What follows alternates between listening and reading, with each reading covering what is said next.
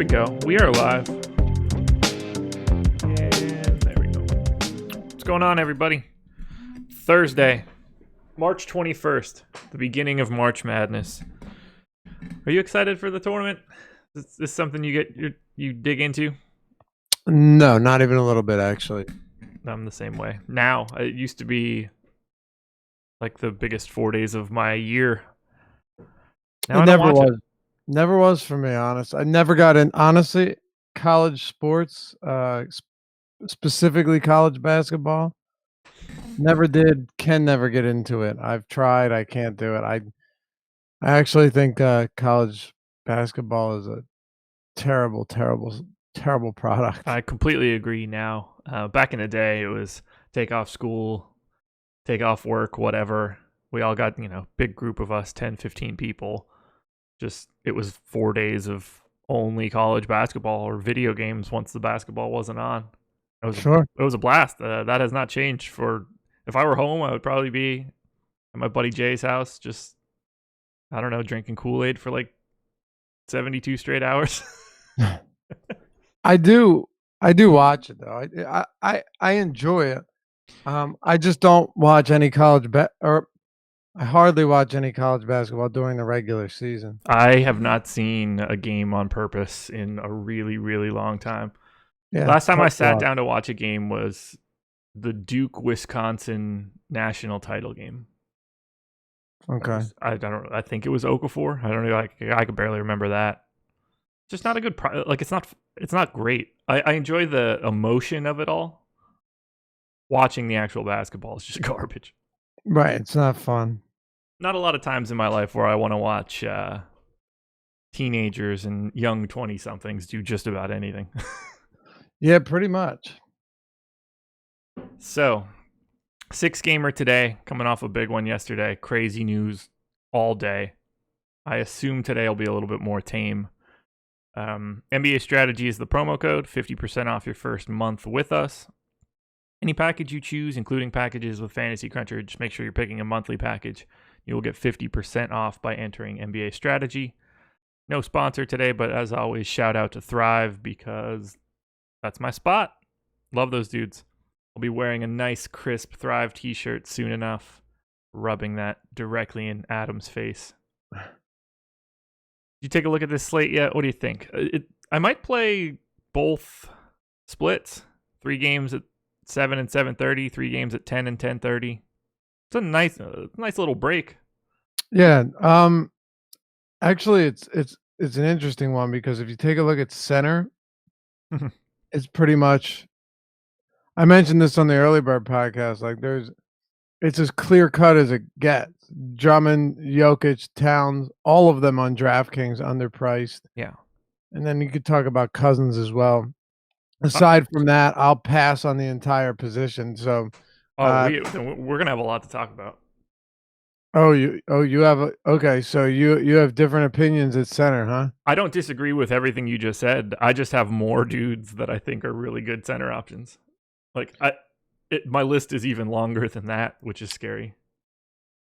So my thing is that I have guys that are good center options, but those names that I just mentioned are so good in my opinion that I just don't know how I get away from them. But a few other positions are pretty weak.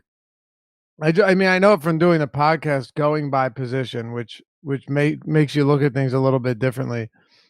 So yeah, well, let's just get into it. We got 6 games. Let's do it. Yeah, I'm excited to talk centers now. It's just a ridiculously loaded position, so we will be talking about it quite a bit. Let's just dive in. Let's do it.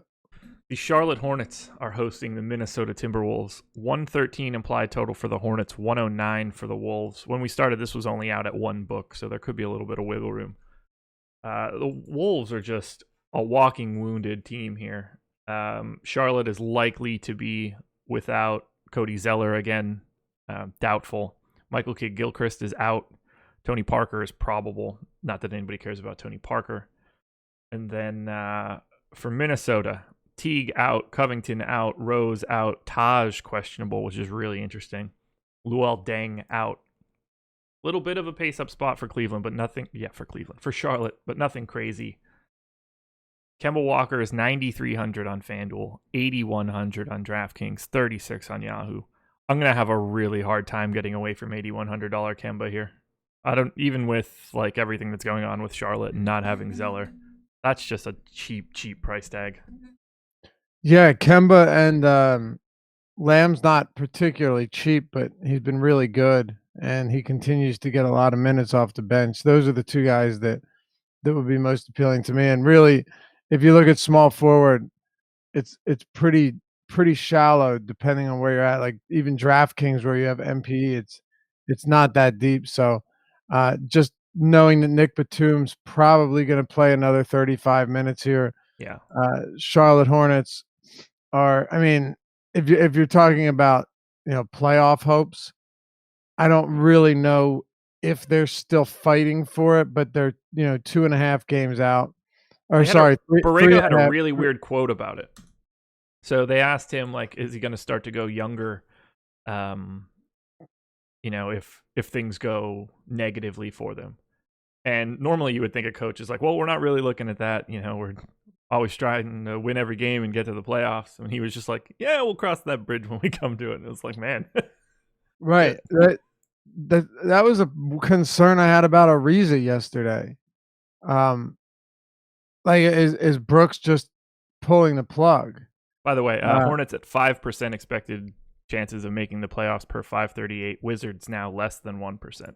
Right, it's not happening. The Hornets are 3.5 games back. Yeah. Ariza got hurt yesterday, but yeah, I mean, I like the concerns I had there. I have some similar concerns. I assume they're still, since they're not technically eliminated, they're still gonna go for it. Yeah, I don't think he could pull the plug at 5%. But if they drop this one, that's probably it. Right. So that to me means that Lamb and specifically Batum are going to see a lot of minutes. Walker's too cheap.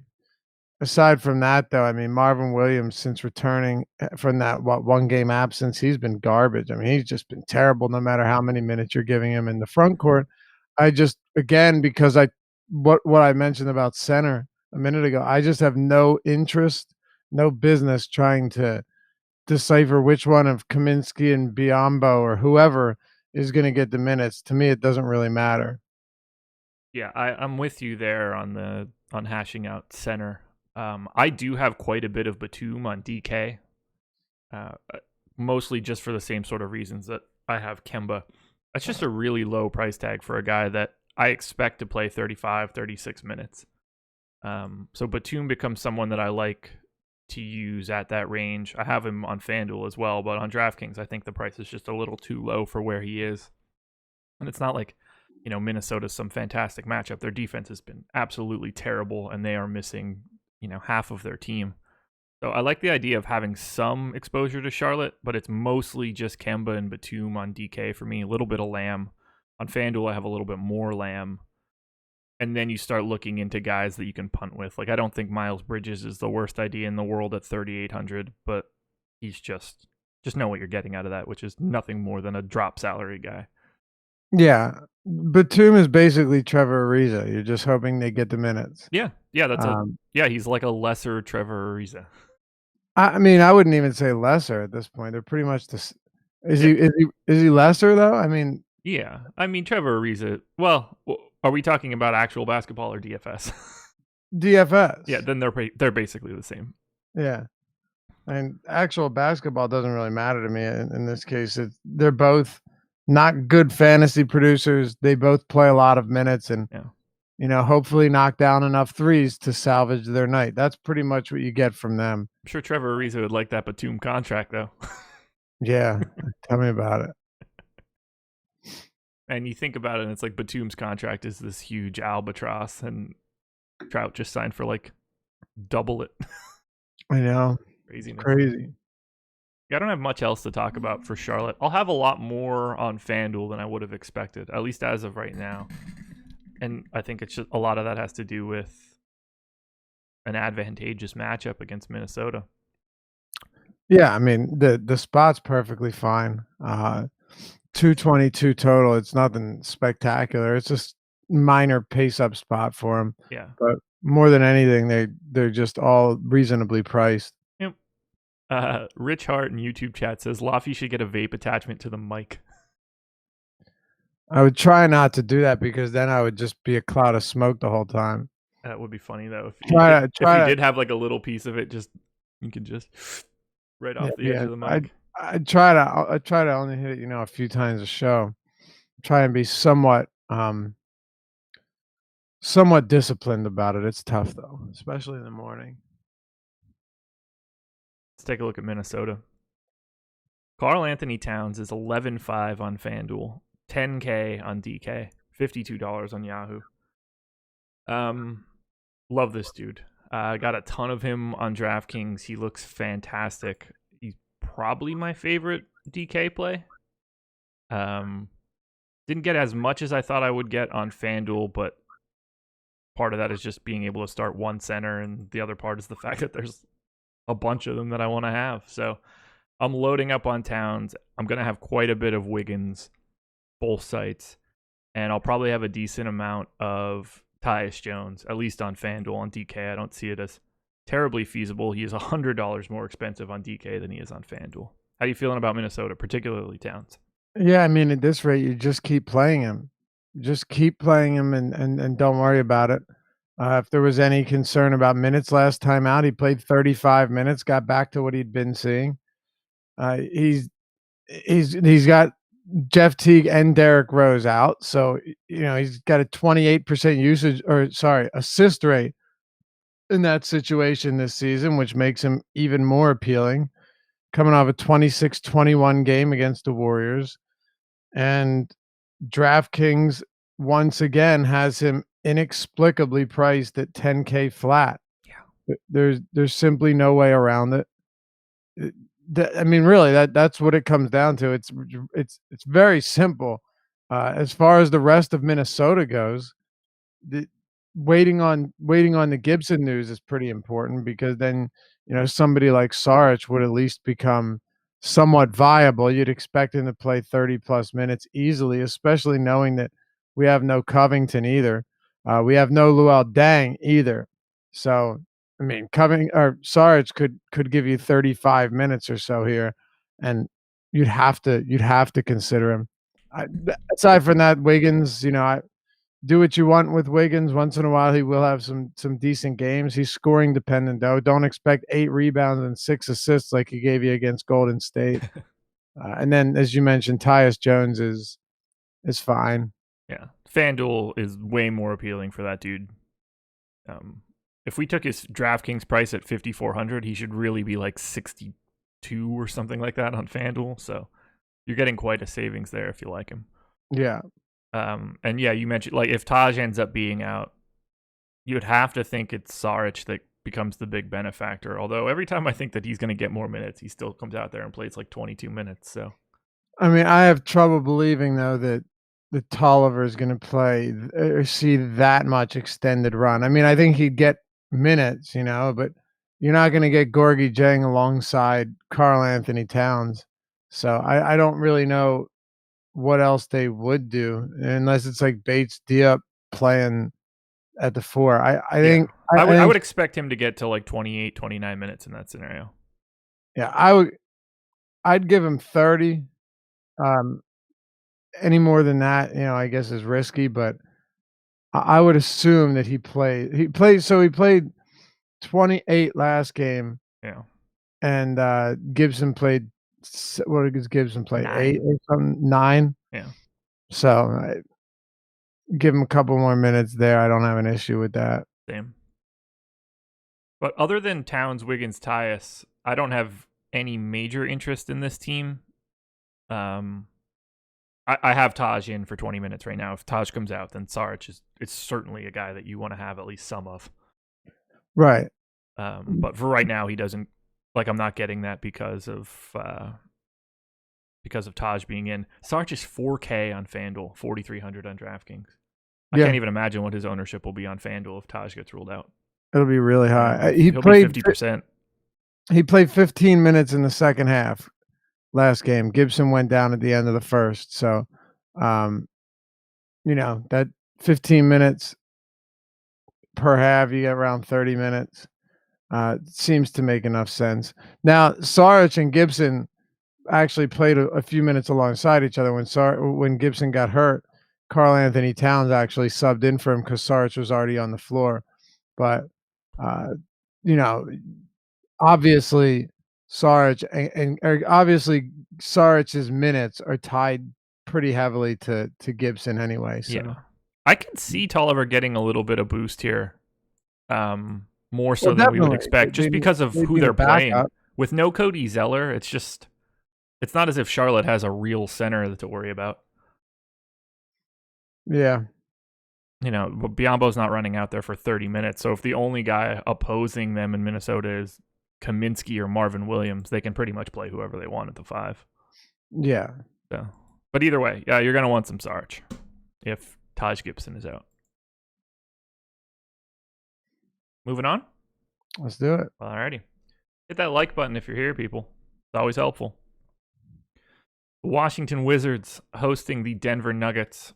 111 implied total for the Wizards, 117.5 for the Nuggets. So 6.5 point favorites in Washington. Pace down spot for the Wiz. I think now is the time to start really getting worried about what the minutes will look like for the Wizards, because now they're not playing for anything. I have not made on the second of a back-to-back. Beal played 44 minutes last night. Yeah, I have him in for 40 minutes right now. I'm not getting all that much. I'm not upset about that. I would imagine there comes a time where it all stops and no one's playing massive minutes here. The only guy that's coming off with tons of volume for me is Troy Brown. No Trevor Ariza tonight. I've got Brown in for 28 minutes. I've got him in basically every lineup I have on FanDuel and almost every lineup I have on DK at 3,100. How you feeling about Brown? I mean, it's really difficult to get away from it, right? You kind of can't. He did start the second half last night, by the way, when Trevor Ariza went down. Ended up playing right around 30 minutes. Yeah, there aren't many ways to avoid it. Also, on top of that, you had seen Scott Brooks actually feeding him pretty heavy minutes when given the opportunity in 2 games prior to that, in place of Trevor Ariza in some cases. So, yeah, not going to be a high usage guy, but you're getting him, at the minimum. Is Denver a great matchup? No, of course not, but it really doesn't matter. I mean, at that price, just do something. And look, I wouldn't be surprised even slightly to see Troy Brown play 35 minutes. I mean, I'm projecting him for 32. I'm not going overboard, but I wouldn't be surprised at all to see him play 35 minutes. Look at yesterday's game. He played huge minutes in the second half. Yeah. Yeah, if I gave him any more, any more minutes I give him are basically useless. I got it 93% on Won't FanDuel. make a difference. Yeah, he's butting up against it now. Yeah. I got a little bit of Saturansky on DK because of the price tag, just a little too cheap in comparison. I got a little bit of Jabari, but Brown is basically the only guy that I'm looking at. I'm a little nervous about Portis, particularly on FanDuel, where he's 5,600. But I don't know. Like this doesn't seem like the spot where I definitely want a bunch of Wizards outside of Troy Brown. Are you getting to anybody? Portis's minutes have been just unbelievably unpredictable, super erratic, 23, 24, 19, 38. Yeah. Maybe it's possible Brooks did it because he's facing his former team and he knows he has issues with him. It's possible, knowing that they're not playing for anything, he could have just been like, all right, go do your thing, Bobby. But 38 minutes last night, playing their second of a back-to-back today. They are at home, but I don't know. It doesn't really matter. I would say Thomas Bryant always makes for an interesting tournament play if you need someone hoping you can get 22 minutes, but only if you wanted to play him at power forward, and even that is a considerable risk. Pretty much the entire team outside of Troy Brown's pretty unappealing. But look, Beal's fine. but he played 44 minutes again last night. I know that Brooks doesn't care. He'll give him minutes on these back-to-backs, but my God, like, you're at the end of the season. You just played 44 minutes last night. How many minutes is he really, how many minutes can you justify playing the guy tonight when you're not even playing for anything? I still think he's gonna play big minutes, but Sure. it is fair to point out that, okay, Bradley Beal is good, but the biggest allure when it comes to Beal is that he is playing so many minutes because he's not a 1.7 fantasy point per minute guy. He's not even a 1.5 fantasy point per minute guy. He's actually got a sub 30% usage rate since the deadline. It's the fact that he's playing so many minutes. So if that drops down to like 35, it is a significant hit. And that's something I worry about, but I guess we'll have to wait and see because I really don't know. Yeah, I'm with you there. Like I got 4% on FanDuel, 2% on DK. On the surface, he looks like a fine play, but this is a bad spot. Denver has an unlimited amount of dudes to throw at him defensively. With the Wizards being completely out of it, I can't imagine wanting to get a lot of Beal. And I assume that there's going to come a time where we don't see it coming and all of a sudden he's playing 30 minutes and that's just it. And I don't see why that wouldn't happen. Like it totally makes sense. That's the thing. The reason it wouldn't happen is because I think Beal will pitch a fit. If what? Bradley Beal needs to make an all-NBA team to get a designated extension. And he's not going to do that as easily if Scott Brooks says you're going to play 28 from here on out. It doesn't need to be first all-NBA? No, any all-NBA team. So how many are there? 6 eligible spots for him. First, second, third. And right now, he's probably a leading candidate to be one of the third-team guards. Yeah, I guess. And that's a pretty. I would be very surprised if the Wizards signed him to the full max. If he makes that, if he has it available to him, but having it available to him is an incredibly lucrative bargaining chip. Well, then if that's the case, I guess then why? I don't know. I guess he'll keep playing his minutes. That's what I mean. Like that is out there. I don't know what how to action that information, but it's a thing. Him making all NBA is a very, very important piece for him and the Wizards.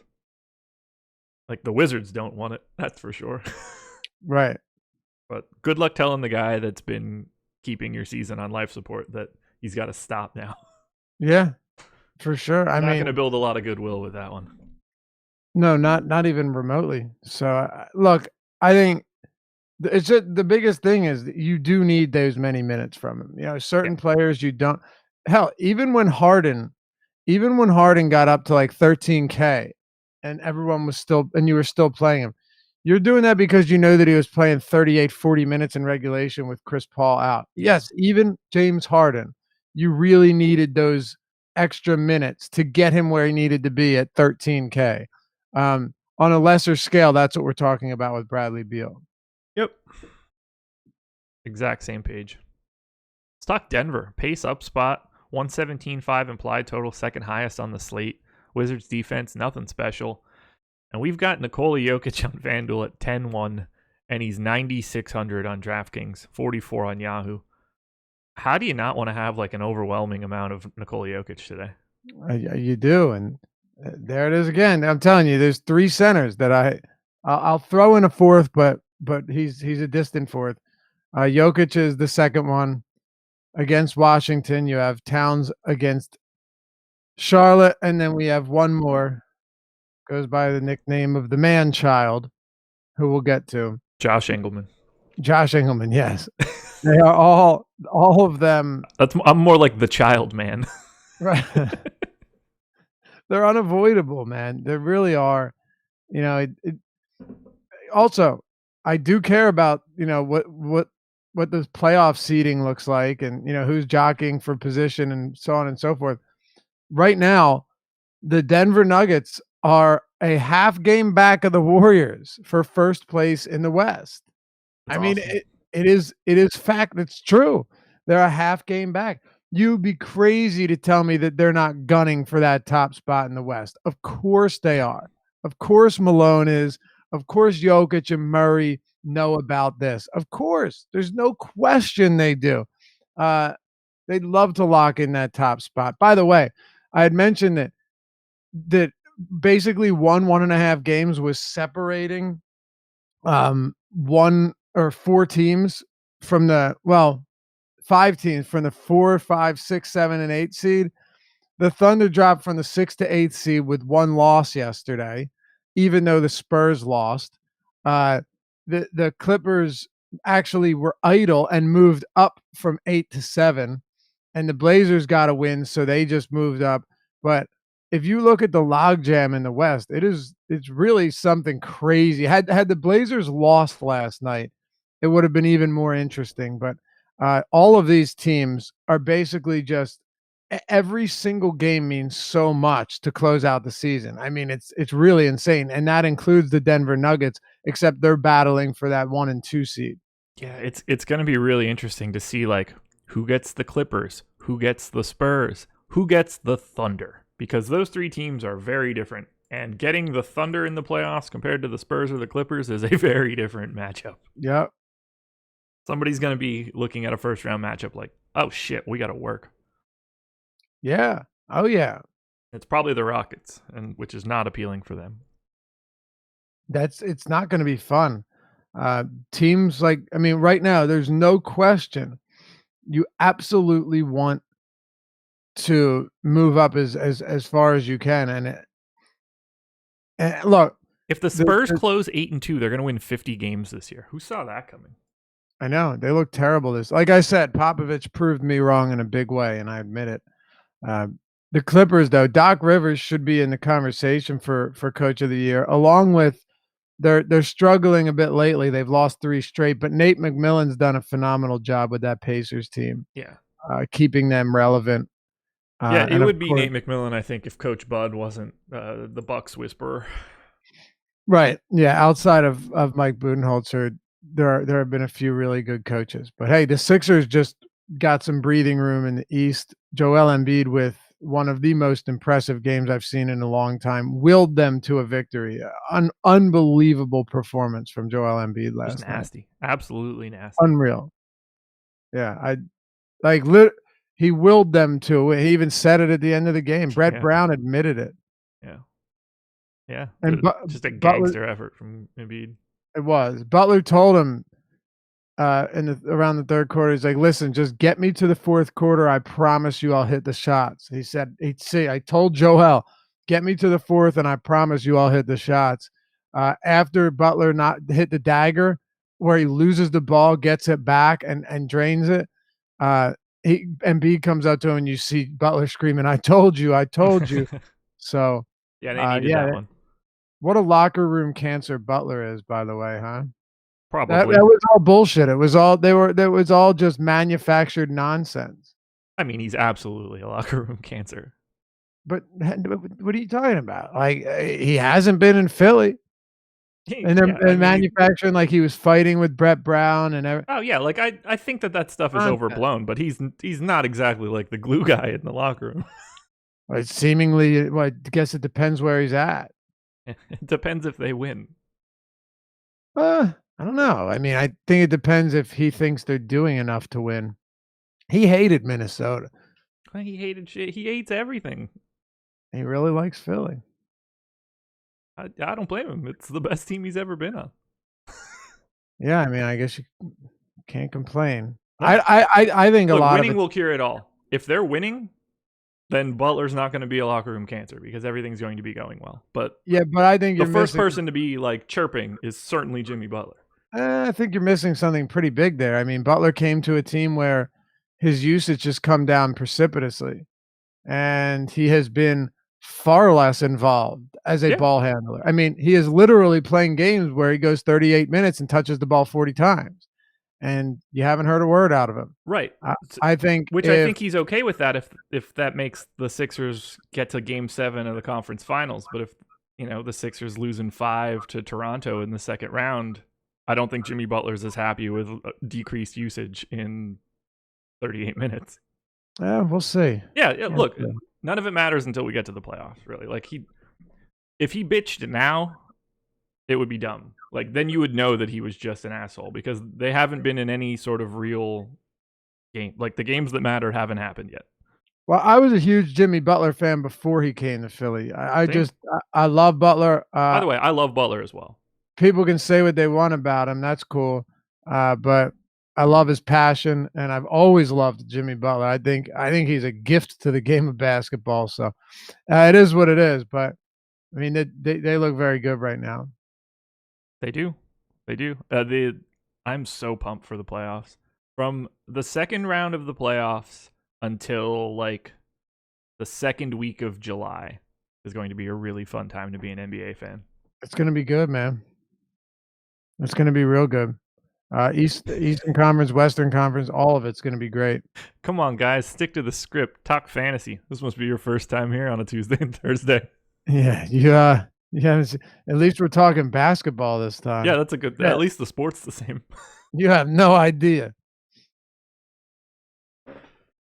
Oh, We God. go over 2 hours. Like, yes, sometimes we were going to get a bit off subject. Sorry. Yeah, no.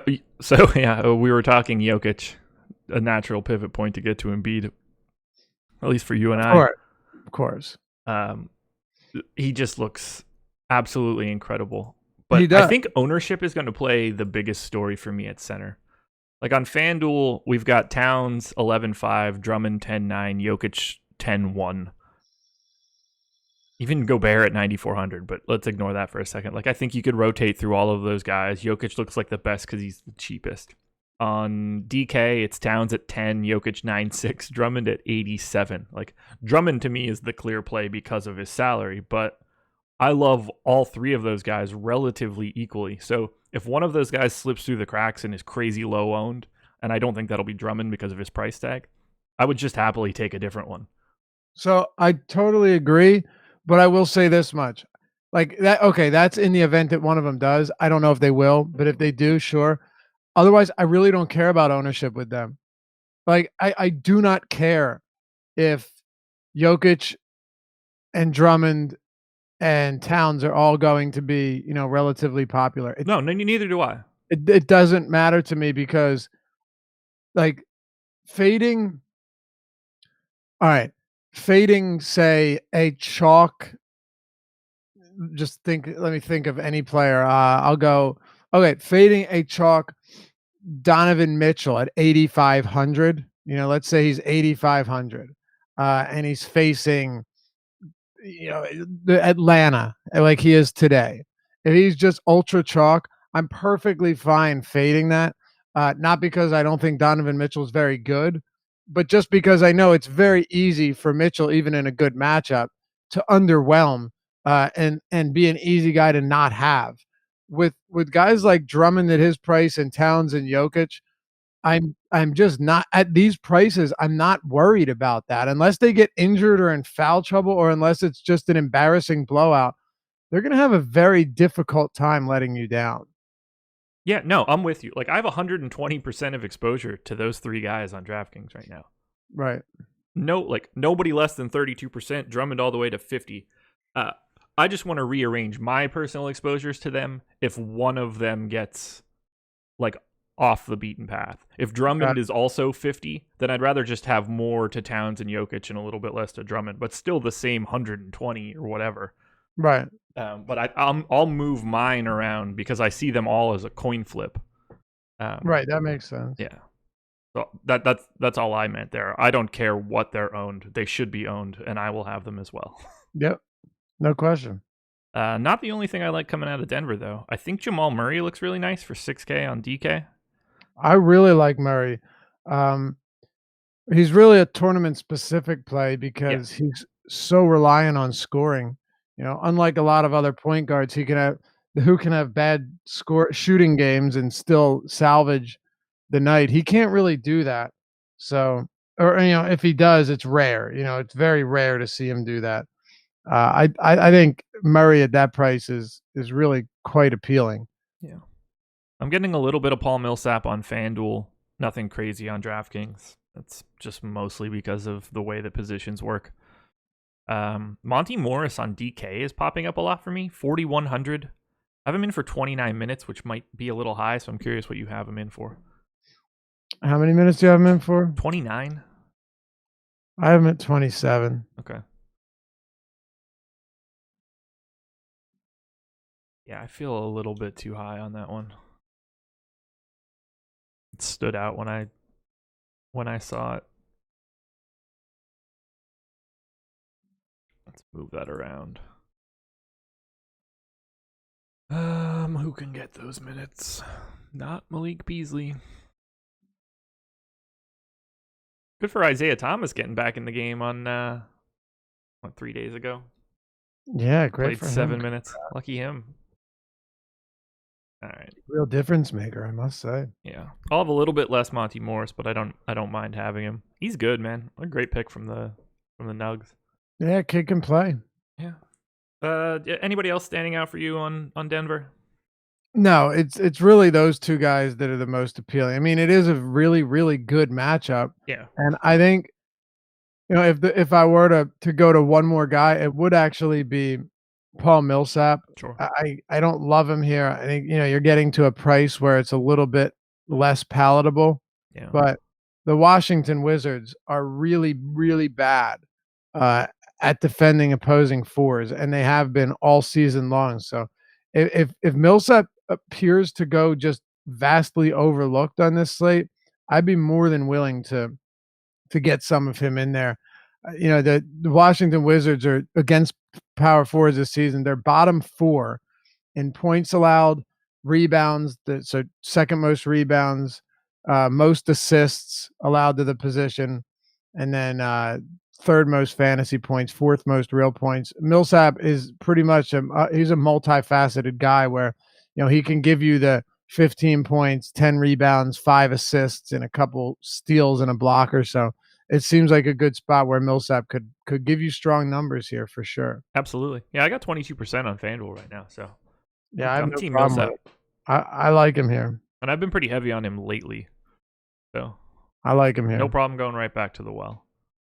They are a much different team when he is at the 4. Like they're just super complete. Yeah, very much so. I'm anxious to see what happens with his next deal and if he ends up re-upping in Denver or not. Got a player option for like 20-something million. I don't know if he'll pick it up or not. I could see him declining it and then signing like a 4 years 60 or something with Denver. Yeah, it is. Take more guaranteed money. I don't see many better destinations. No, he's not going to find a better team to go to. That's for sure. No. All right, let's move on. We've got 4 games left. We've got a hard stop at 11 o'clock. The boss man, Alex Osimo Baker, coming up at 11 p.m. Eastern time with Chris Baggs and Jordan Frank. And they're going to do March Madness live before lock. They're going to be on for an hour all the way up till noon when all the brackets lock and tip off of the first early games in the NCAA tournament are there. So come check it out. Directly after this show, 11 a.m., the boss man himself is going to be on for an hour. Let's head to Atlanta. The Atlanta Hawks are hosting the Utah Jazz. 109.5 implied total for the Hawks. 116.5 for the Jazz. Tough spot for Atlanta here. They're not fantastic, and Utah's defense is absolutely terrifying. We'll start on the Atlanta side. 7,600 on FanDuel, 7,500 on DK, 36 on Yahoo. I have a ton of Trae Young on FanDuel right now. Is he just too cheap there for 7,600, given what he can do for a tournament? Man. That's a question I wish I didn't have to answer. Yeah. So, at point guard, you have, I guess you're talking FanDuel, right? Because he's 75 on DraftKings. Yeah, I have a little bit on DraftKings, but on FanDuel, I'm getting a lot of it. So, yeah, where Satoransky's 6,900 and Fox is 8,500 and Young is sandwiched in between. Yeah, he's definitely a really strong play. Like, I think he's my favorite point guard on FanDuel, just given where everybody's prices are. Yeah, there's Like Kemba's 93 on FanDuel. That's ludicrous. There's not a whole lot there outside of that. I mean, you're not going down. I can't imagine you have a whole lot of interest in, DeAnthony Melton, No. and once you go a little bit further down, it's even worse. Tyus Jones at 53, I think is very viable for obvious reasons. Yeah. Aside from him, it's rough. Like Rubio, you're not paying. You can't. By the way, a lot of blowouts for this Utah team lately. I'm still projecting Rubio for around 27 minutes, but he's 6,600. That's too much. I mean, Jamal Murray, I'd say, would be the other really nicely priced option here. Aside from that, though, it's pretty bad. Yeah. So yeah, the Trae Young is really the only guy that I'm focused on, and that is basically FanDuel only. I have a little bit on DK. These guys are just way better priced on FanDuel for the most part. Like Deadman's only $300 more. Alex Len is cheaper. Not like you're playing Alex Len. Taurean Prince is cheaper. Bazemore's cheaper, but I don't want any of these guys regardless, so it doesn't really matter all that much. Yeah, that's kind of the thing about DraftKings is it's not like Trae Young is priced poorly. It's just that everyone else around him is priced better. Yep, exactly. So, look, with Atlanta, I really don't have much at all. I'm with you on Trae Young on FanDuel for just obvious reasons. Aside from that, who are you really going to get to with any significance here? Like John Collins is inexpensive.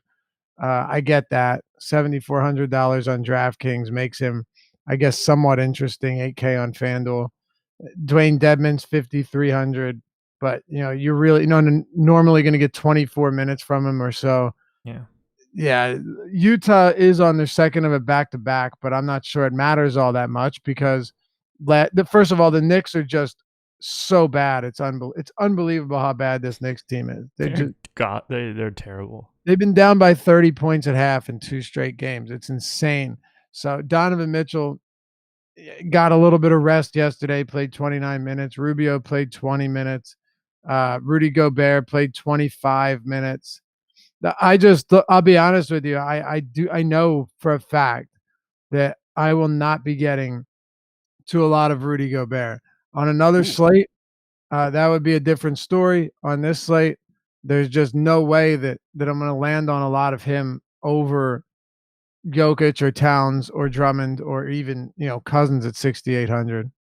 Yeah, let's talk about it. So I do have an okay amount of Gobert. 13% on DraftKings, 12 on FanDuel. Nope, that's not true. 20 on FanDuel. He's 9,400 on FanDuel. He's like the 4th most expensive center. So I actually am getting to some Gobert here. Nothing too crazy. And it's not coming at the expense of Towns or Drummond or Jokic. I'm still getting all of these guys on both sites. It's basically just letting me know that I'm not going anywhere else other than a very, very tight core of center. But great implied total, monster pace up spot for the Jazz. I have Gobert projected pretty aggressively, I think, and I'm going to be there. It's just okay. There's so much talent at center today, and I just basically am focused on all of them. Yeah, I'm taking a different approach, focusing on a handful of them. Like I only have exposure on FanDuel to 4 guys: Towns, Drummond, Jokic, Gobert. On DK, because of the way positions shake out, I get some Blake. We'll get there. Some Boogie right now, which concerns me. I like Cousins a lot. Yeah, so do I. Makes me really nervous. He's my number 4 center. I don't disagree with you. I have a lot right now. Yeah. So yeah, I am getting to Gobert. I am getting to Mitchell. 8,800 on FanDuel, 8,200 on DK. I like him a little bit more on FanDuel than I do on DraftKings, but this game just fits him really well. Yeah, it does. How do you feel about Favors and Rubio on DraftKings? They are massively underpriced compared to their FanDuel tag. Favors is 6,700 on FanDuel. He's 53 on DK. Rubio 66 and 52. So same sort of split for them. I think both guys look pretty good on DK. Yeah, it's very strange, but Favors has not had any limitations on back-to-backs this season. Actually, he's averaging more on back-to-backs than he is on his season averages. Just look at his last two. He played 26 and then 27 minutes the following night. I have no issues projecting Derek Favors for, 25, 26 minutes today. He's been very good. He's he's facing an Atlanta team that is playing up in pace. Look, they have actually been decent in terms of efficiency allowed to opposing front courts, but it doesn't matter when you toss in the added possessions and the amount of turnovers and block shots that you get from facing this team. So yeah, I like Favors. I like Rubio too. I have no problem with him here. How many minutes did you give to Rubio? 27. Okay, I gave him 28. It makes me feel a little wary, but sorry. Go on Rubio. No, I mean there's not much to it. He's slightly above a fantasy point per minute guy on the season. Now he's facing Atlanta, so you bump that up. And if you give him 27, 28 minutes, he should turn out to be a pretty decent play. And then Donovan Mitchell. Initially, I didn't get a whole lot of Donovan Mitchell, surprisingly. Yeah, I only have 12% on DK. I got 29 on FanDuel, and that's mostly just, again, a function of having to force in two guys at each position. Yeah, it makes more sense on FanDuel for sure. I think a lot of the reason on DraftKings where I'm not getting a ton of him is because, the majority of my lineups have like a Towns and Jokic or Towns and Drummond, and then a Kemba or a bunch of De'Aaron Fox, which means that Mitchell's. I should probably I don't wanna come in super underweight on someone like Mitchell in a spot like this because I do think this is one of those spots where he could really erupt. But Yeah. I put it this way, less than I initially expected I'd have. Okay. Sounds good. We're through 3 games, and we've only been on here for 47 minutes. Look at us. Not doing too bad. No, not at all. Not doing bad. All right, so we've got 3 games that start inside 7:30 Eastern, and then we have a gigantic gap in time until 10 o'clock. We have the Phoenix Suns hosting the Detroit Pistons. 105.75 implied total for the Suns, 112.75 for the Pistons. Clearly a fantastic spot for Detroit. Pace up. Suns defense is really, really bad. We have Blake should be playing. He just sat out the last game for rest. Tyler Johnson out. Kelly Oubre out. TJ Warren out. Rashawn Holmes questionable. All of that for Phoenix. So let's start on the Phoenix side.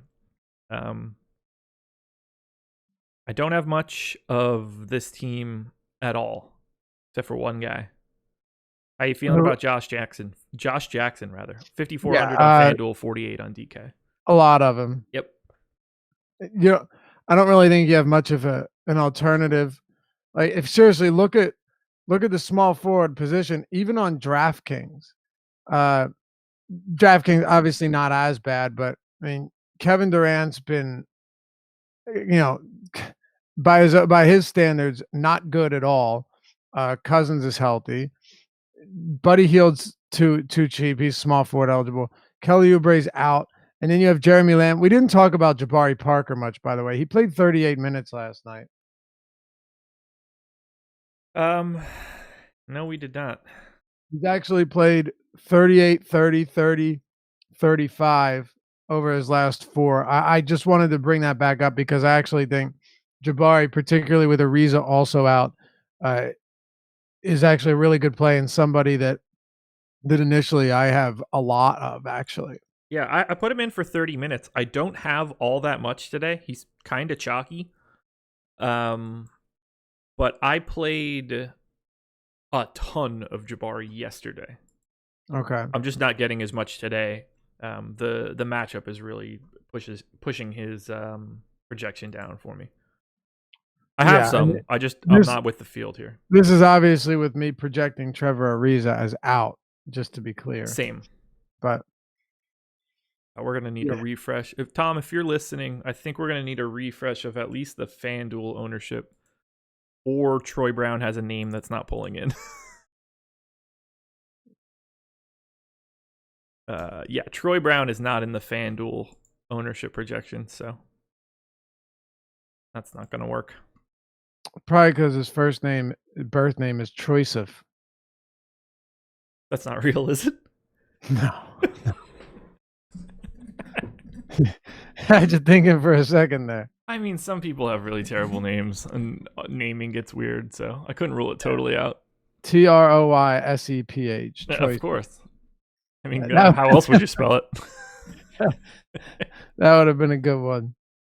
Jabari, just to throw it out there, though. Yeah. Jabari, since coming to the Wizards, has been a 1.14 fantasy point per minute guy. So, I mean, if you are projecting him, I don't know how many minutes you're projecting him for, but if you give him, God, I think he could play 35 minutes today. Like, I really wouldn't be surprised if Jabari plays 35 minutes. No, not at all. I'm nervous to give him more. Yeah. Like, sure. What did you give him? How many minutes? Yeah. 33. Okay. With Ariza assumed out. Yep. Obviously. Yeah. I mean, he's really playing a lot of minutes. And, Troy Brown, expect Troy Brown to start, but I'm not giving the guy 40 minutes, No, I'm going to bump Jabari up to 32, and that should get him into more of my stuff. Yeah, I think 32 is very reasonable. Yeah, I was probably a little light there. Do you want anything on Phoenix outside of Josh Jackson? No, but just as far as Jackson goes, it's tough to get away from him, right? You're talking about a team that has no Kelly Oubre, that has no TJ Warren. He played, 32 minutes last game. It's funny. I told Emac on the early bird, I said, I'll happily go to Josh Jackson. He said, happily?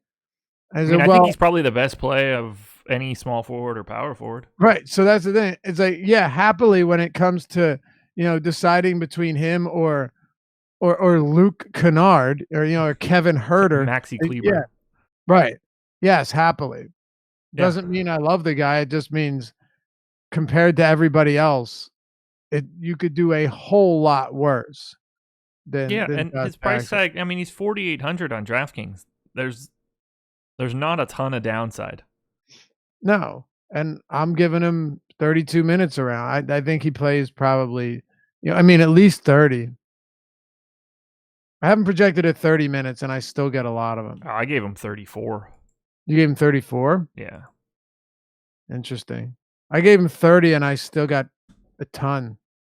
They're so short-handed. I don't know if I should have gave him 34. That might be a lot. I mean, he played 32 minutes last game. Yeah. Bridges played 42. Yeah, it's crazy, huh? Yeah, I'm going to take 2 off of him there. Who in the world do I give them to? Troy Daniels, I guess. That's not changing anything, so it doesn't really matter. I'm going to have... No, it doesn't. He's one of the best plays on the board. Look, like I said, I have him at 30, and it doesn't make a difference. Right, yeah. I'm going to have a lot. And for the rest of Phoenix, I have some DeAnthony Melton on FanDuel. He's 3,600. Just, you guys should know by now that's nothing more than a drop play that'll get some minutes. Yeah. Otherwise, I don't have anything. No real interest in Devin Booker. No interest really in DeAndre Ayton. Bridges can play 40 minutes, and it's still not that interesting to me. It's just Josh Jackson. I'm with you. Cool. Pistons. Here we go. Pace up spot for Detroit. Not the best implied total, but great defensive matchup. Andre Drummond is 10-9 on FanDuel, 8,700 on DraftKings, $45 on Yahoo. I don't need to go overboard on Drummond on FanDuel because of the price tag, just knowing where everybody else is, knowing Jokic is $800 cheaper, knowing Gobert is $1,500 cheaper. Yeah. 8,700 on DraftKings is a much different story. He is my most exposed center, and I have him right now in 50% of everything that I'm doing. That is above the public. For reference, public on DraftKings, 34 for Drummond, 29 Jokic, 37 Towns. So I don't see any real need to dance around those numbers. You just want to have those guys. Right. It's there's really not much to it, like at all. Andre Drummond, how do you not play Andre Drummond here? Uh, he has 12 2020 games on the season. 12. Are you kidding me? And like, keep in mind, he also has a bunch of games where he's at like 19 and 20. He had a 19-23 just a week ago or so. He does it so often. It's absurd. DeAndre Ayton's going to be eaten alive. Uh, are you willing to play Blake and Drummond together with any frequency? I have no issue with it whatsoever. Okay.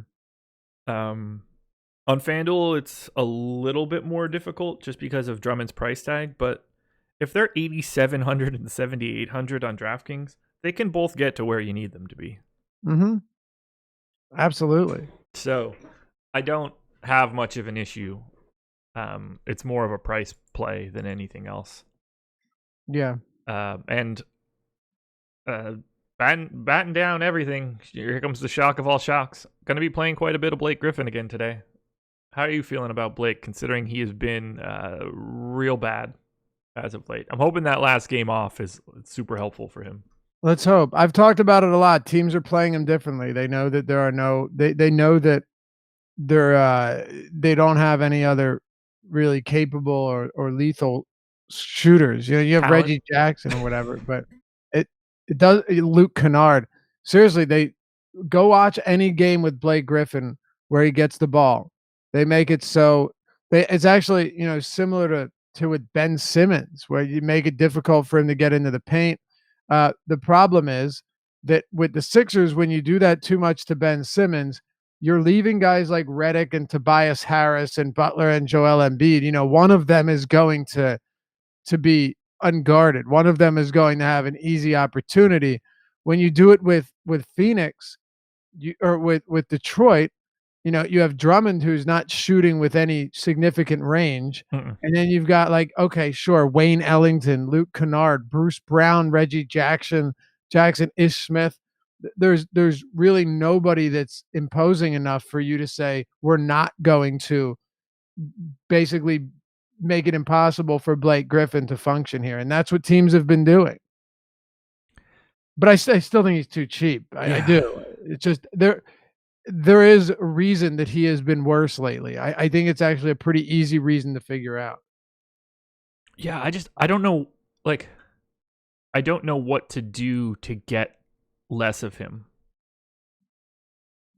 Because no, look, you know, his also have like fantasy rates have been bad, but is it just shooting?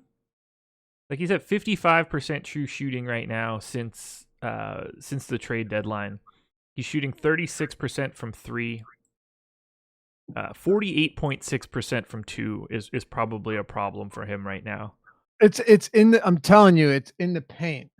Yeah, let's take a look at it actually. So okay, well, Wowie doesn't have the distance the way that I would like it to be. Here, I can pull it up on.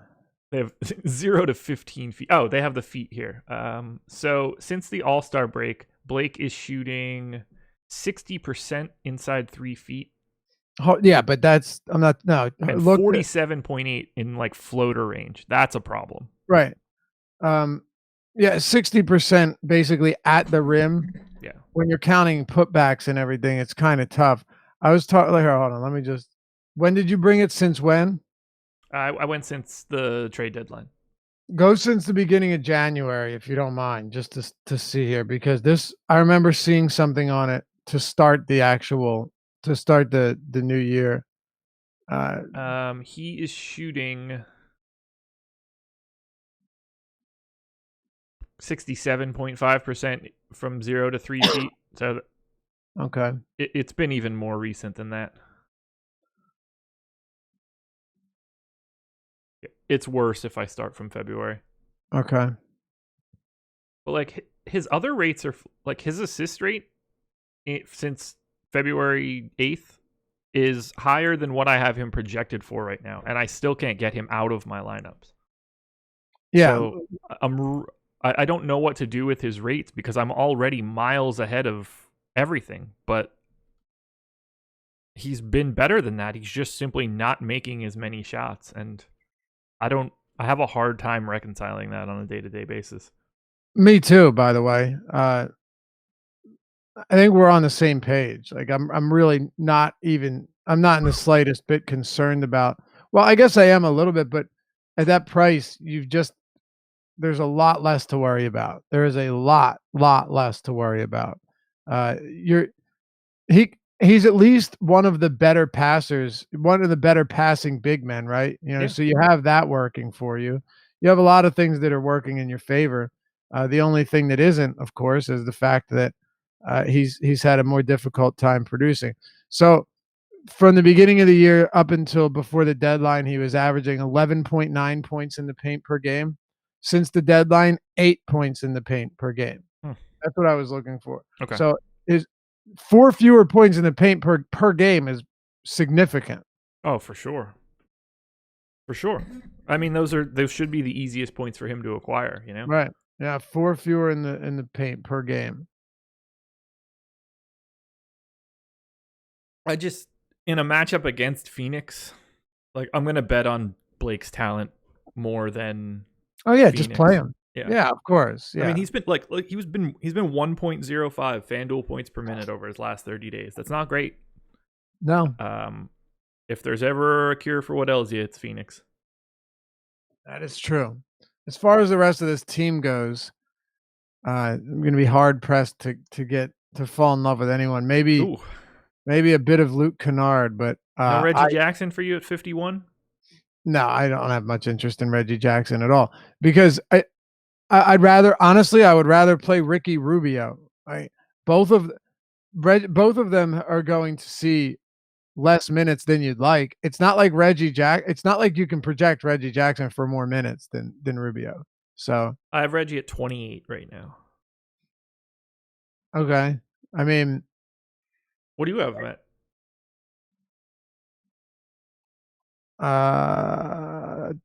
27. Okay. But I don't even feel great about that. Look, he played 24 minutes in each of the last 2 games, and both of them were competitive. He's like, there's a very good chance that he plays, and Ish Smith played 24 minutes in each of these 2 games. They're splitting him down the middle. Yeah. So I'll give him. I might have to take a closer look at that one. I have him slightly ahead of Rubio. Okay, I have Rubio quite a bit ahead of him. Actually, let's see. Yeah, I have Rubio quite a bit ahead of him. Okay. Rubio at 21% expected ownership on DK. Reggie Jackson at 10, if that matters to you at all.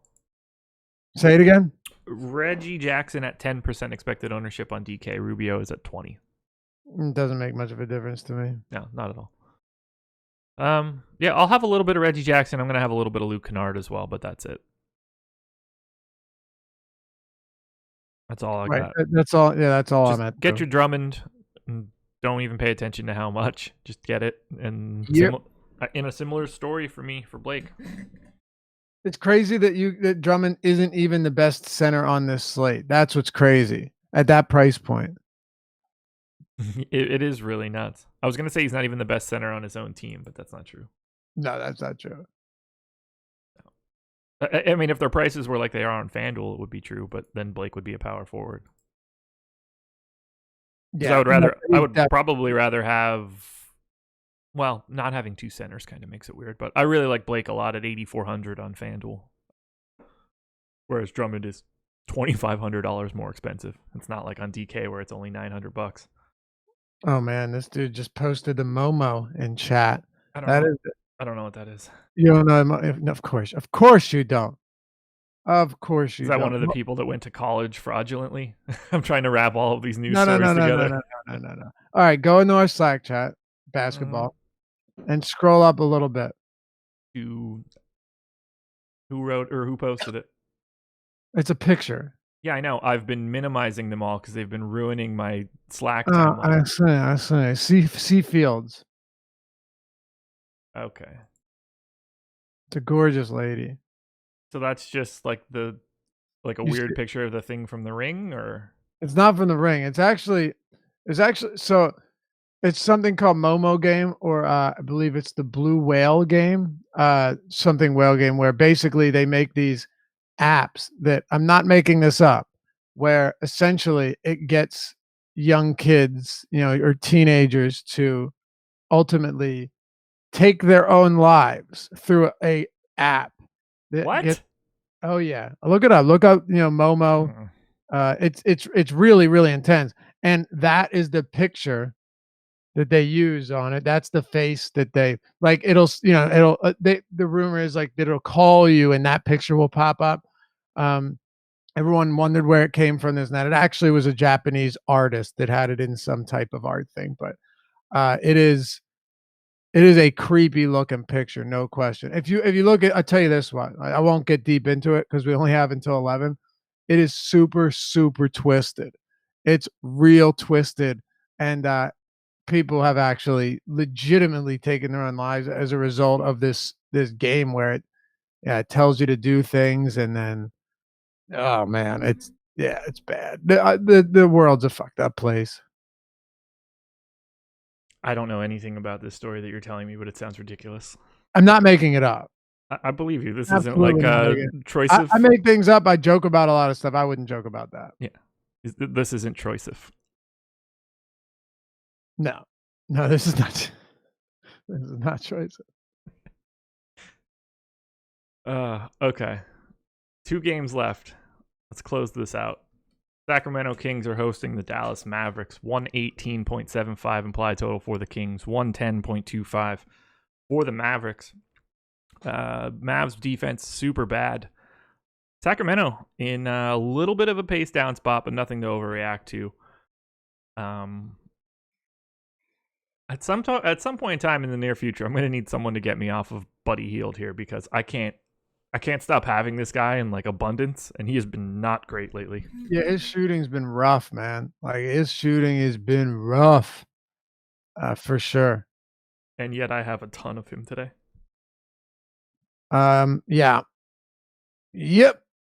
It was, God, Buddy Hield. I actually have more De'Aaron Fox though. We're talking DraftKings. I have 1% Fox. Really? Yeah. No, I got a decent amount of De'Aaron Fox. 30%.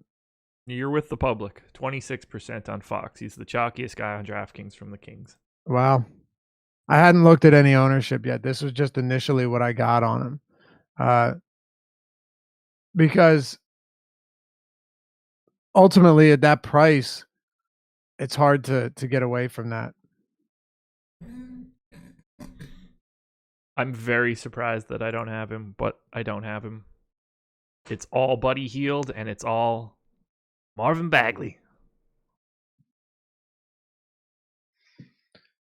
Love Bagley here. So you like Fox more than Hield on DraftKings? Do I like what? Sorry. Do you like Fox more than Hield on DK? Yeah, and the only reason is, look, they're very close in price.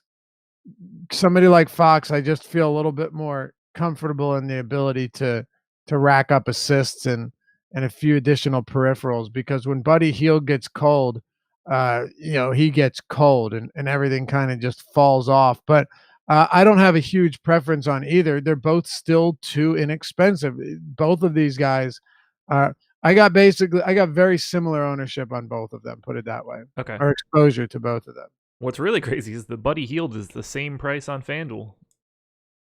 So if you like him on DraftKings, get ready because you're going to like him a lot on FanDuel. I've got 50% on FanDuel right now. 50%? Yeah, 7K there too. It's craziness. Yeah, it makes sense. How many minutes do you have for Fox and Hield? That could tell a story here.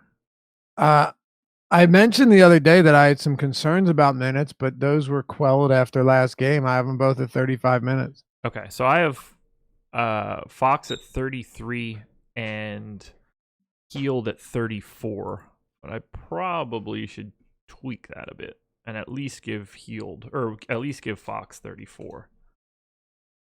They did run him back out there again, so that sounds about right. Yeah, I'm okay with that now. So I might get a little bit more Fox now. What did you give to Marvin Bagley? Because that is the question that will be most important, I think, from the Kings. Bagley played 29 minutes in their last game. Bjelica played 28. The combination of Willie Cauley-Stein and Harry Giles played 38. So if anybody understands what I'm saying right now, that means that things are different. For sure. I got on Bagley early, meaning I was heavy on Bagley last time out. Instead of trying to wait for the minutes to get there, there was no reason to believe that he wouldn't get the additional run last time. Was I banking on 29? No, but hoping for 26, 27, and we got 29, so we should be happy with that. He had a phenomenal game. Actually, since he's returned, just look at the guy's shooting. It's through the roof. Yeah. Right. I mean, he's 5 for 9, 9 for 14, 12 for 15. He's shooting really well. He racks up peripherals everywhere, and he is still less expensive than you would expect. Going up against a front court consisting of like Dirk Nowitzki and Dwight Powell and Maxi Kleber. So if he's even active, I think Bagley and Dirk might be like polar opposite athletically right now. Oh, I know, right? So I got 33% Bagley on DK. I gave him 28 minutes. Is that craziness? You gave him 28? Yeah. No, I don't think that's crazy at all. I gave him 28 as well. Okay. How did you manage Willie Cauley-Stein and Harry Giles? Because I cut Cauley-Stein to 25. I'm giving Bagley some solo minutes at the 5. He played without Willie Cauley-Stein and Harry Giles on the floor in that last game. Yeah, and he's done it a couple times. Yeah. He did before he got hurt. He was doing it for a couple minutes a game. Of Willie Cauley-Stein at 23 and Giles at 19. I went 25 and 19, so we're in the same spot here. In that I'm actually giving Bagley Willie Cauley-Stein. Yeah, I'm actually. Oh no, I have Cauley-Stein at 24 and 19 because I have Bagley at 28. Perfect. Right. Okay, I was thinking. Yeah. Okay, that makes more sense. Yeah, Cauley-Stein at 24. So Bagley getting a couple minutes at the 5, which I'm pretty sure that he will. Yeah, we're at the same page here. I love Bagley on DK. I love Healed on both sites, FanDuel in particular. I'll have a little bit more Fox than what's on the screen now that I gave him that extra minute. That should help a little. I don't really need anything else. A little bit of Bjelica for 5K on FanDuel I think is feasible. It's 4,900 on DraftKings, so I get a little nervous there. Yeah. Adam will probably mention him as a Bagley pivot, but Bagley's only at 14% ownership on DraftKings, so if that holds, you don't need to do that. Yeah, I don't even know if I don't know if it would be as a pivot. Maybe, I guess. I mean, I don't want to play them together. No.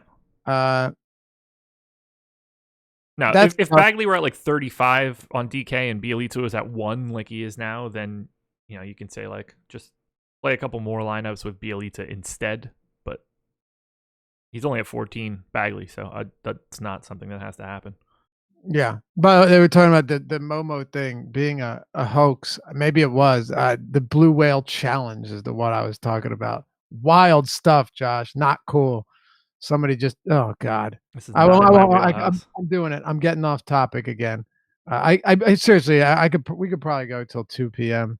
But man, we should just start our own show called like Laffy reads Josh the news. That's a very good idea. And you react to try and see if it's real or not, if I'm telling you the truth or not. Yep. And I will have no idea. Because if it doesn't get retweeted into my timeline, I will never know that it happened. Bjelica, the thing about him is like he's not that much cheaper than Bagley, right? He's really not that much cheaper. If he was, then then I'd have more interest. Yeah. On FanDuel, it's different, but they're different positions. On Right. DraftKings, where Bielitsa is 49 and Bagley's 56. It's funny because Bielitsa has actually been a fantasy point per minute guy this season, but you just know that Bagley can blow the lid off of it. I don't have a problem with either of them. Just obviously leaning Bagley, as you pointed out, the ownership right now isn't high enough to where you're like, oh, I need a pivot. No, not at all. I just got a message from another person that I don't know him, but outside of our industry. And he was just like, I made my own ESPN Plus account, so I don't have to steal yours anymore. I was just like, good, I didn't know you had it any longer. Funny. That's good. You ready to? Oh, we got to go to Dallas. 10K on FanDuel, 8,900 on DraftKings, 41 on Yahoo. The pace is great. It's not a great defensive matchup, but Dallas gaining at a minimum 4 additional possessions compared to their normal. I have quite a bit of Luka, so I'd have to ship my money on this one, but I'm going right back to the well. Yeah, probably have to, right? Yeah. You kind of have to. Mm-hmm. And that was one thing, by the way, one of the reasons that I had less interest in Bradley Beal, because Doncic is now shooting guard eligible on DraftKings. Say what? Yeah. He's now shooting guard eligible. So where he wasn't before, he is now, and he's $300 cheaper than Bradley Beal. I have Luka Doncic as the best point guard or shooting guard option on the entire DraftKings slate. I have him as a very good one. Yeah. Lots of Luka for me today. Yeah. Adam and I were going at each other about like our exposure to Luka yesterday, and he and I were talking after a lock, and I had like 1% more than him. So I was like, "When did you start hating Luka so much, man? Like you barely have him." And then some news came out. He late optimized it and got like 2% more than me. Then came right back at me like, I didn't know you became such a Luka hater in the middle of the slate. Yeah, we're gonna have him a lot here today, so I'm speaking for Adam now, but you'll get that information at 5 p.m. tonight. Get yourself some Luka. He ended up being not good, so no, not so great. I have Maxey in, by the way. Did you do anything with him? For now, I'm just gonna assume he's in. Okay. Yeah, I have him in. I like him quite a bit on FanDuel if he plays at 5K. It's kind of weird to me, but it's happening. And then I have a little bit of Jalen Brunson on FanDuel as well, 6,100. Same price on DraftKings, not as appealing. On DK, it's basically just Luka. Yeah, I don't see. I mean, if Dwight Powell was power forward eligible on DraftKings, I would have some different opinions there, but he's not, so I don't. Yeah. On FanDuel, 6,900. Basically, she's around the same price as Favors, but he's going to play more minutes. Around the same price as Bagley, you're going to play more minutes. I really don't have any issues with Dwight Powell on FanDuel. I don't have any right now. He's at 15% ownership. There's just too many guys at that position for me. Yeah, I guess it's. Or would you rather have? Let's assume this game is close. Would you rather have 35 minutes from Powell or 26 from Favors? Or apparently the answer is neither guy. Or 27 or 28 from Bagley. You'd rather have 28 from Bagley over 35 from Powell? I would rather have Bagley, but I don't have any of these guys really with anything. Like, I have 85% Josh Jackson right now, so there's not a ton of additional exposure going around. 85% Jackson? That's interesting. Yeah. Okay. So there's not a lot of and 30% Blake and 20% Millsap. So I'm running out of real estate at power forward.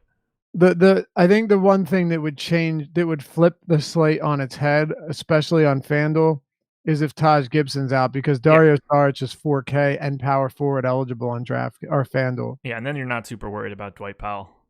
Right. But no, I don't think Powell's a bad play at all.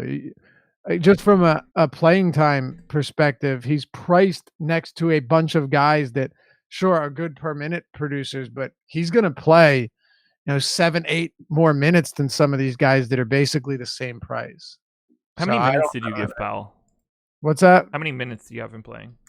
Well, in non-blowouts, he's playing upwards of 35. I'm at 34 minutes today. Okay, I gave him 32. And again, that has Maxey in as well. If Maxey's not playing, there are not that it's the same sort of one-to-one comparison, but like there's just more front court minutes to go around.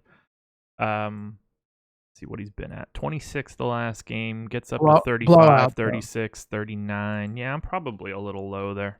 The 26, by the way, was a big it doesn't look like it from the final score, but it was a big blowout. Like, Yeah. Lillard didn't even play in the fourth quarter. That game I just bumped him up to 34, and that will put him a little bit more in play for me. I have him at 34 and 1 fantasy point per minute. So I have him at 0.94. okay.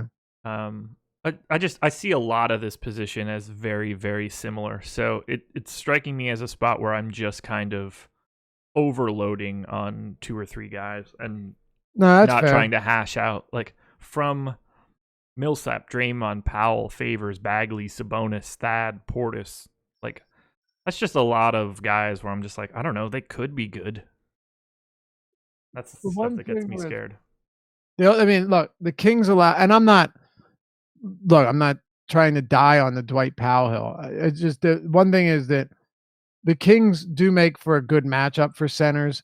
So if he does play 34, 35 minutes, I think you can get very solid numbers from him. That's pretty much where I'm at as far as Powell goes.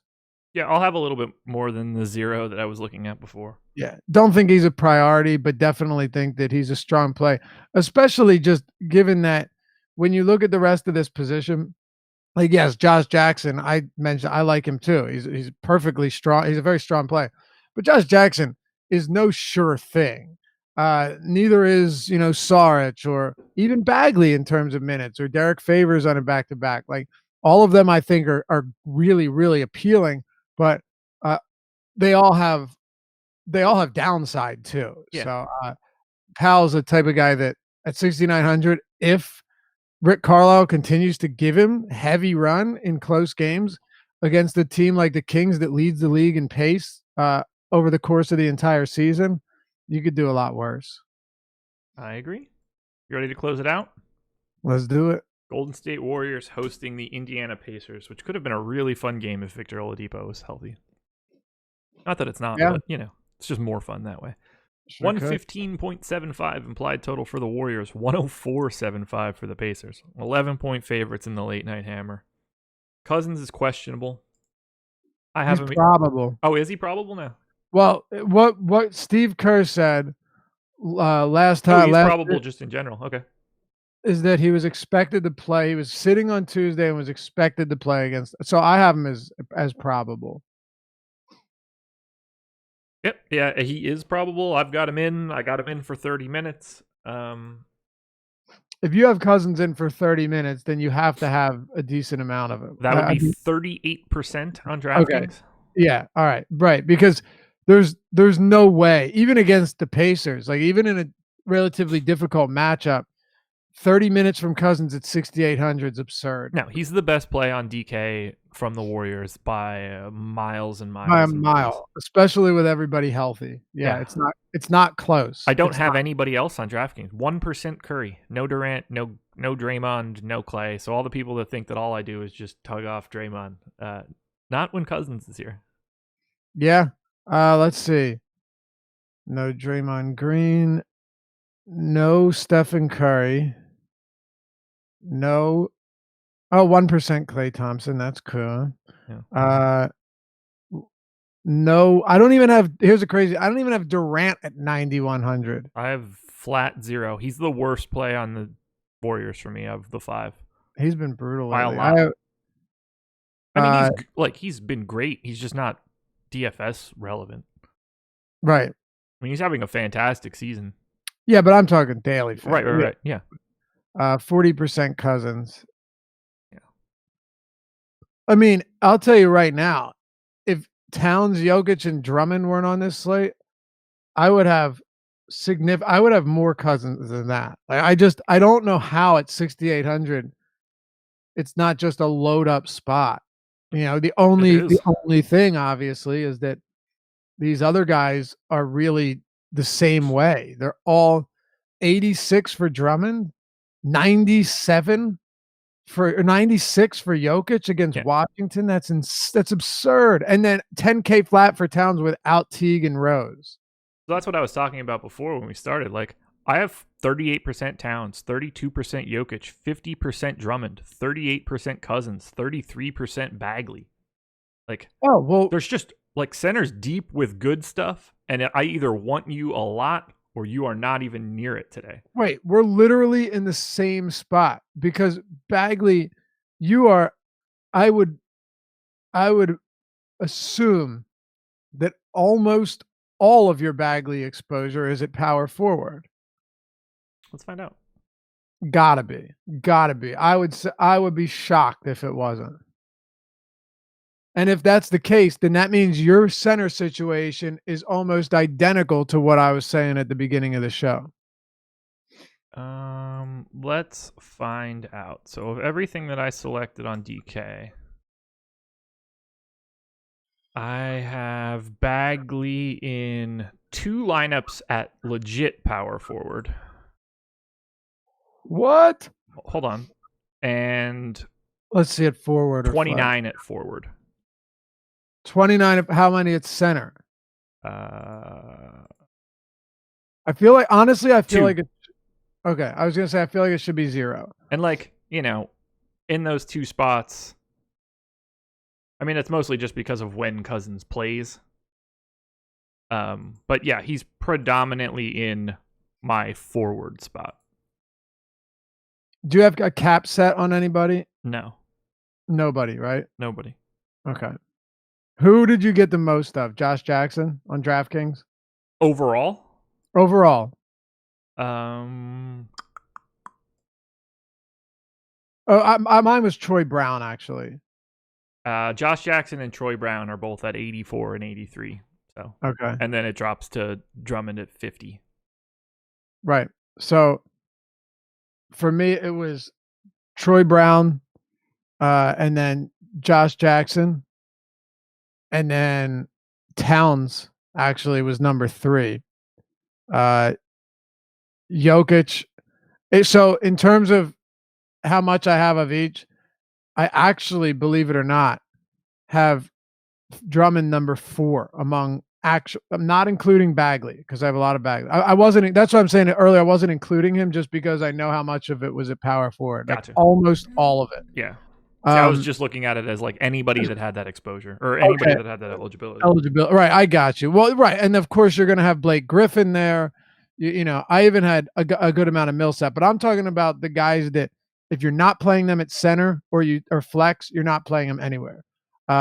So I had Towns the most Towns just going by center, then Jokic, then Cousins, then Drummond.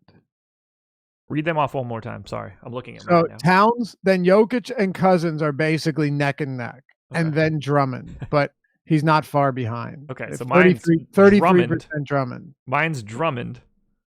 Then Jokic and Cousins are both at 36% for me. So that's funny that. Okay, 40 and 42% Jokic and Drummond for me, Yeah. or Cousins. So I have them very similar. Drummond is my clear guy ahead at 49%, and then Towns at 33.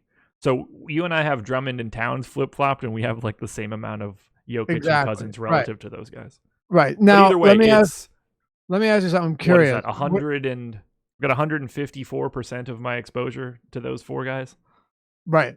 Yeah, it's pretty insane. Yeah. What do you have Drummond or Cousins projected at? No, Drummond. Sorry, Drummond. Points? Yeah, fantasy points. 53.6. Oh, you do? Yeah. Oh, okay. So shit, you have him fantasy points per minute's got to be at like 1.52 or something. I have him at 1.54 for FanDuel. So somewhere around like 1.5 for DK. Okay. And 35 minutes? 36. Oh, okay. Well, there's the difference. I have him at 35. That can make a huge difference for sure. Yeah. Huge. I mean, either way, you and I are both playing a lot of the four guys that we were just talking about. Yep. This says nothing for like 14% Rudy Gobert or 12% Blake, Favors and Bagley. Like lots of guys that can play center are in good spots today. But if No you're not question. one of those guys that I'm mentioning, like, sorry, John Collins, but you're at the back of the line. Yeah, you're not even right. Dude, Gobert's at the back of the line for me, believe it or not. I do not have a lot of Rudy Gobert. And most nights I'd be a little bit concerned about it, but I mean, to play Rudy Gobert, who do I have to get away from? The answer's obvious. We know what the answer is. Yeah. Look, I'm not saying by any means that Rudy Gobert is not a good play. He's absolutely a very, very, very good play today. Yeah. But Starts getting pinched out. he gets pinched out. Yeah, like I have 14%, which I'm really happy about if public is at 6. Like, cool story for me. I will happily take Rudy Gobert at double the public in single digits. What do you have him projected at for fantasy points? 47.6. You have Gobert at 47.6. Yeah. Wow, okay. You have him a lot higher than I do. Yeah, which, is a little concerning. I've got him at 1.45 FanDuel points per minute. Damn. That's how big of a impact additional possessions and defense can be when both of those things converge on a team that doesn't play particularly fast. Sure. So Gobert getting a monster boost from that. Similarly speaking, so is Mitchell, so is Favors, and that's why I have 25% Favors on DraftKings. There's a lot to go around here.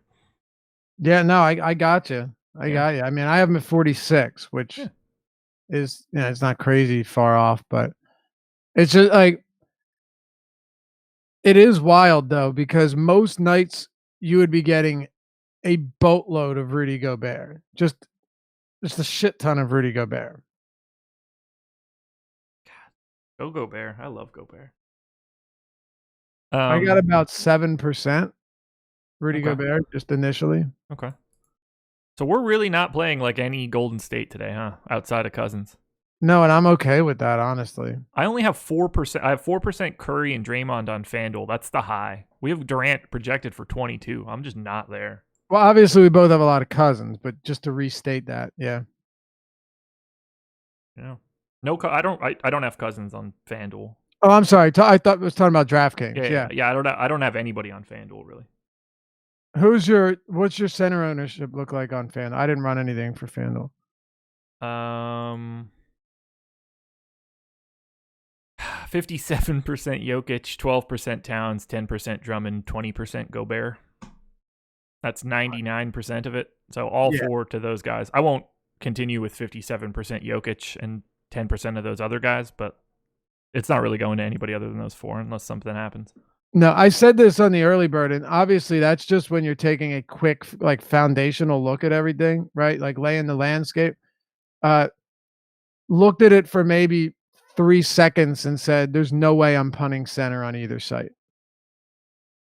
It's impossible. There's no way I'm punting." And this was like before even digging into anything. There's just no way. Are you getting anything from Indiana? Because they've got some guys like Thad, Sabonis, Boyan on FanDuel all getting a little bit of ownership. Boyan on DK getting into double digits, but I don't have any of these guys. I don't believe so, no. And I'm 100% okay with that. Yep. The reason I'm okay with it too, just so we're clear, instead of just saying no, I don't, and then not giving an answer for it, is because while you look at this and you say, oh, well, it's a pace-up matchup for the Pacers. That's cool. Well, it's also a really significant pace-up spot for Dallas. It's a good spot for the Kings, even if it's not a pace-up spot. It's not a good Dallas defense. A great matchup for the Pistons. It is a huge pace-up spot for Utah against a terrible defense. It's a phenomenal matchup and a pace-up spot for the Denver Nuggets, and a great matchup for Minnesota as well. Oh, and a bunch of guys on Charlotte that are underpriced.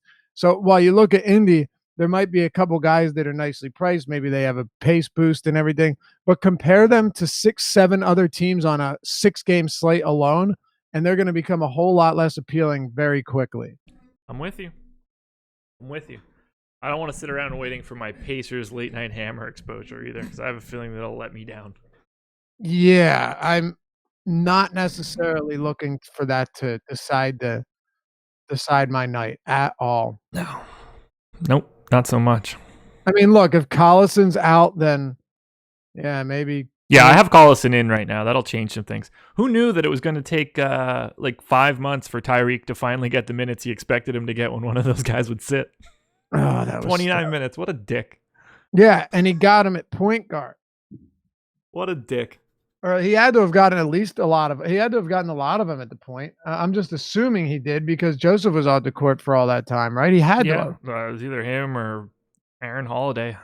I didn't look into it because as soon as I saw that he played 20 minutes, I wanted to punch somebody in the face. It might have been Holiday, but my guess is that Evans was doing most of the ball handling, you know. We've been waiting for him to play 29 minutes when somebody is out for the entire season. I know. Do you know how for the first like week or two when like Oladipo missed a couple of games before he went down big time? Yeah. Like all we could do is just be like, oh, well, Tyreek Evans is going to play 28 minutes, and then sure as shit he goes out there and plays 20. Dirt cheap. I was so frustrated when Turner didn't come back in that game. I mean, noted. Like, what's that? I remember I was listening yesterday when you were laying into it too. You think about it, like he's got 32 fantasy points and going into the fourth quarter.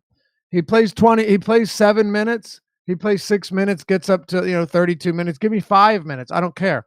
You're getting 40 plus from Miles Turner, and you're feeling pretty good about it. He was well over a fantasy point per minute. At 6,200, gives you 42, 43. You're perfectly fine with that. But never came back. Nope. Never came back. Weird.